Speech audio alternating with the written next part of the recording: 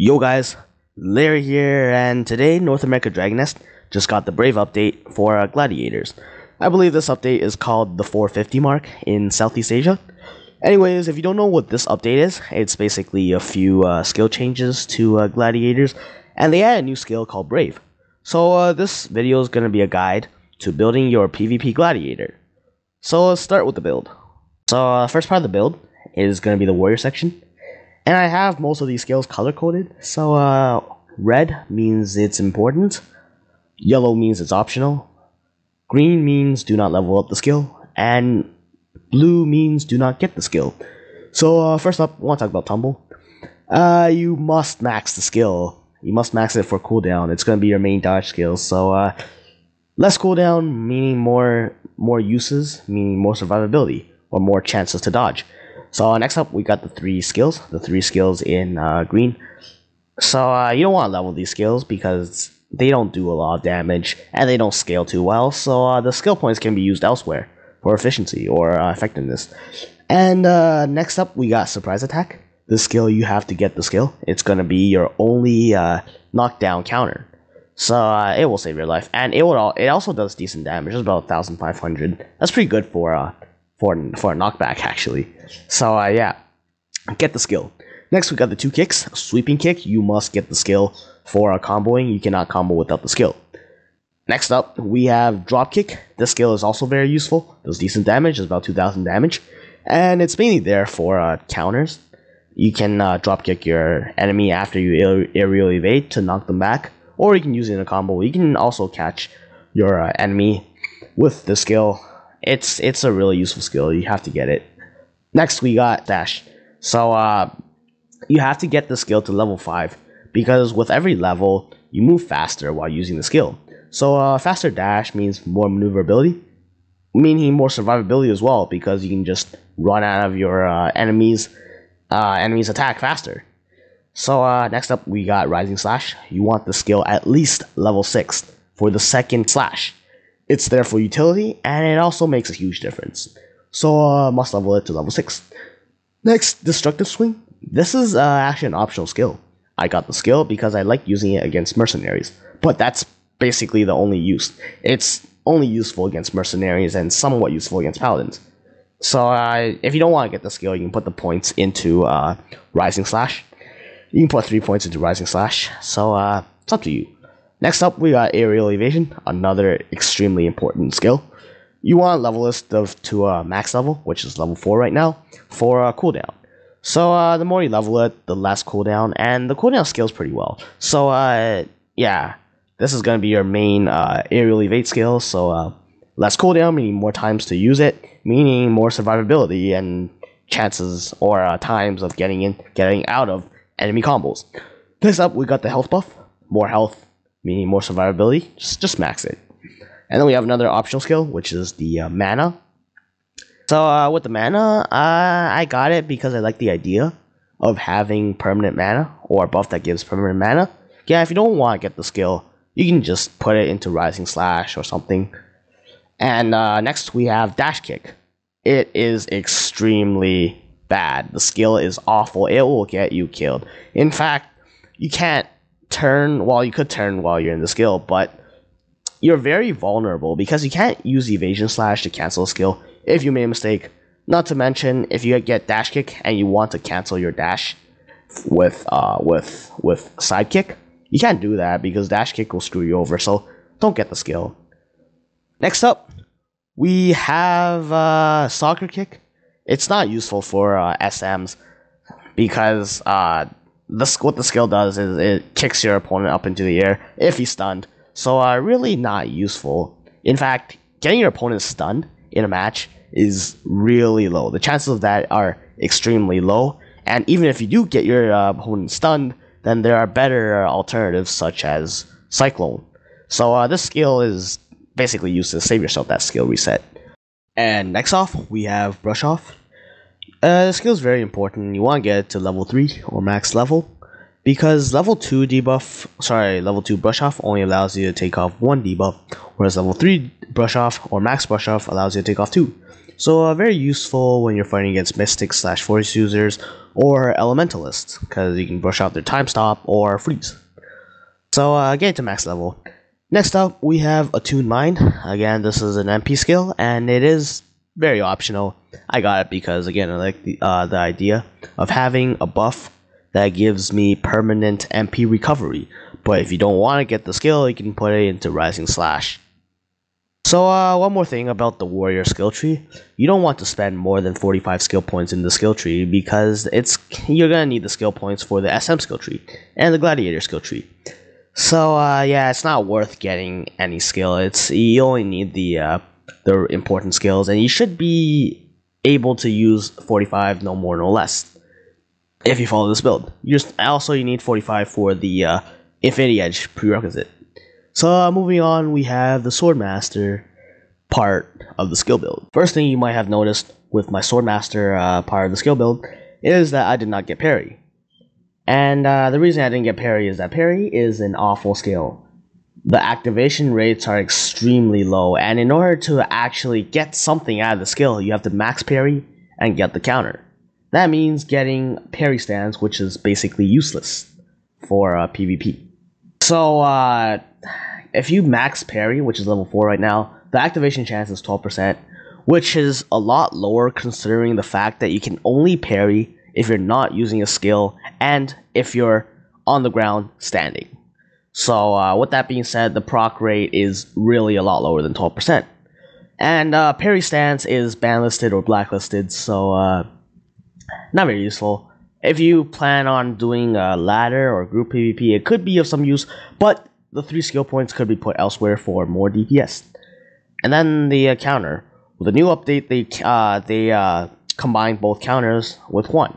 And this is sort of a double-edged sword, because both counters now share the same cooldown, but the cooldown is only 5 seconds, so it doesn't really matter. But still, parry is definitely not worth it. You need 12 skill points to actually make this tree useful. And those 12 skill points could be spent elsewhere for a lot of DPS, so you can, yeah.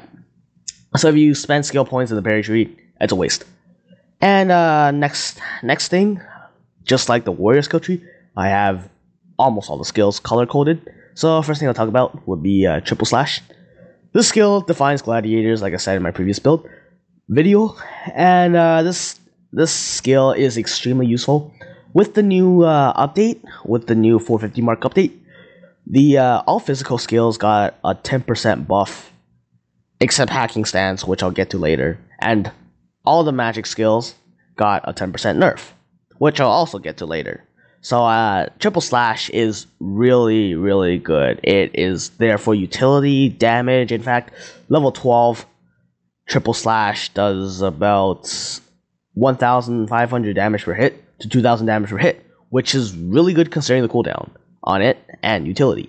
So next up, we got the 3 skills in green. We have the dash, slash, and combo, and the aerial combo. You don't want to level these skills up because they don't do a lot of damage, but you want to get the skill, or these 3 skills, because they're there for utility.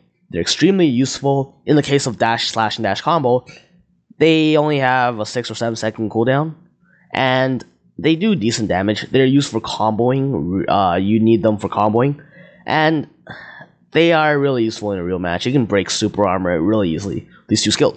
So get it. And then we have aerial combo. Aerial combo is also utility.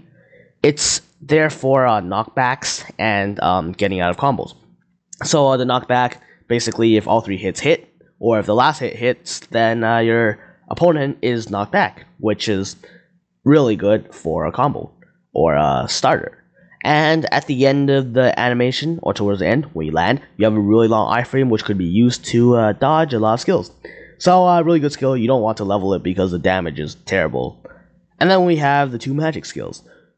We have Moonlight Splitter first. So my Moonlight Splitter in the video is 13 because I have a tech ring equipped, which I will get to later. And the reason I got it to level 12 is I said before that that magic skills got 10% nerf, but it's not really it's not noticeable. The nerf is, I don't think Moonlight Splitter really got a 10% nerf. When I tested it earlier, Moonlight Splitter at this level and crested was still doing 2,100 per hit, where before the update I did about 2,200 per hit, so it's only 100 damage difference, and it's still really useful considering the cooldown is only 9 seconds, and it's spammable. So it does about 6,000 damage in total, more with Brave and Luring Slice. So yeah, get the skill maxed. It is extremely useful. And then we have Tornado.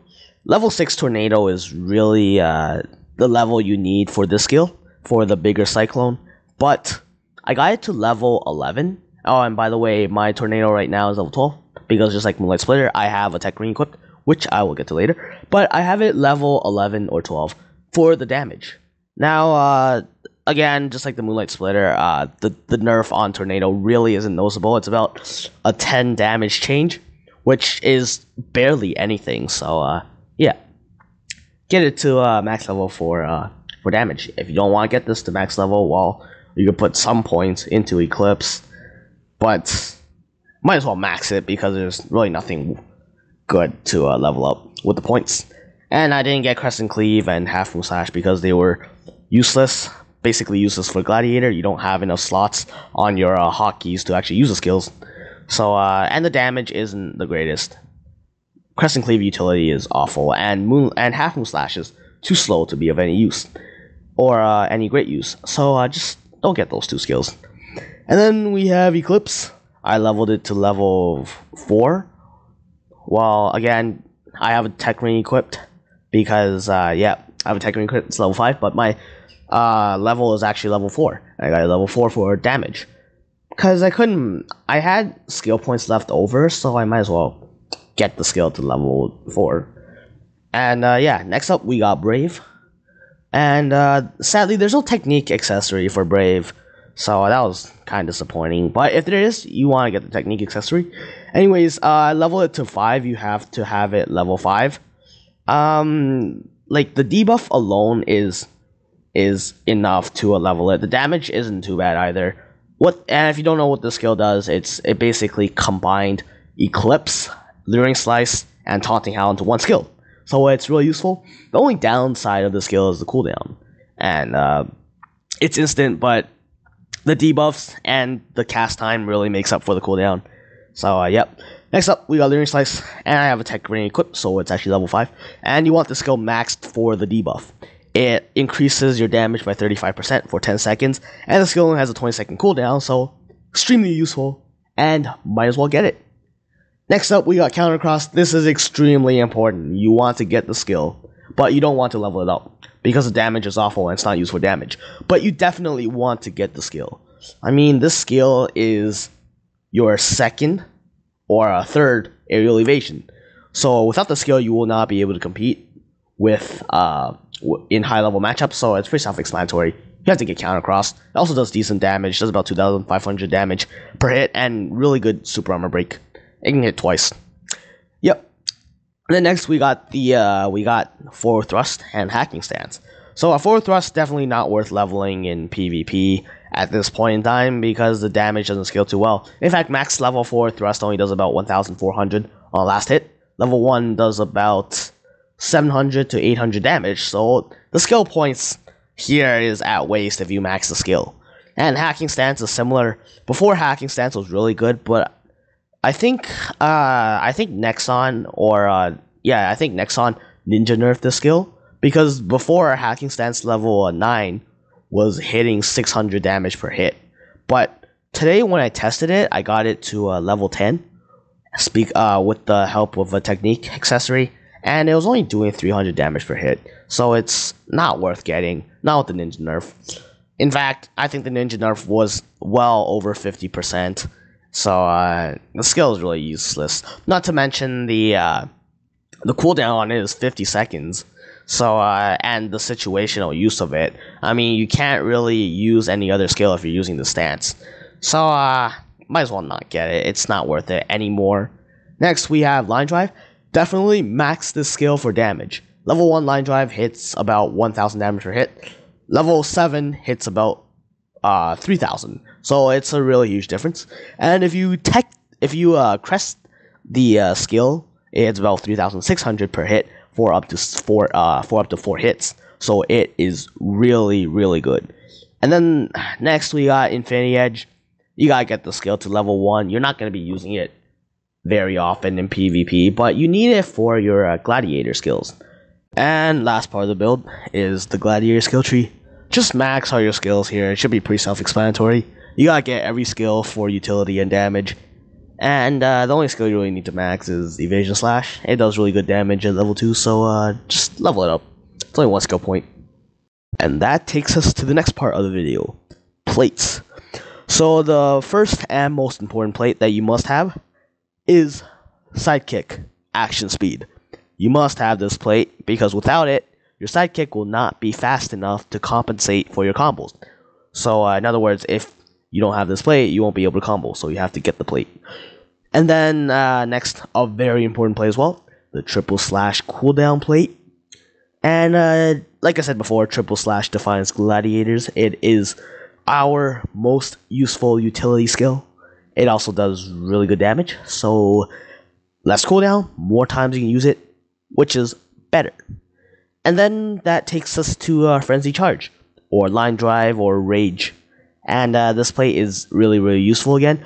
It adds a lot of damage, adds about 600 or 700 damage per hit, which is really, really good.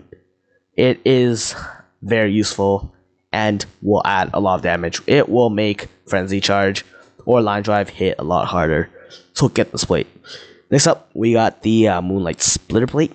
I got the plate because I really like using MLS. I use it in combos and I use it very often. It has a 9-second cooldown. The plate adds about 200 damage per hit for up to 3 hits every 9 seconds.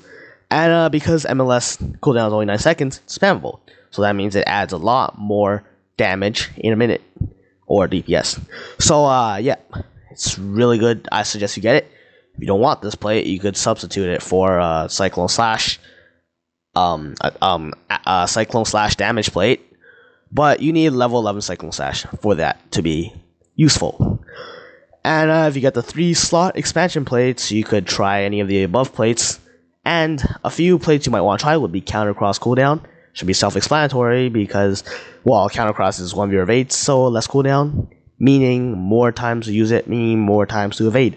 Not to mention the skill also does decent damage, but it's not primarily used for damage.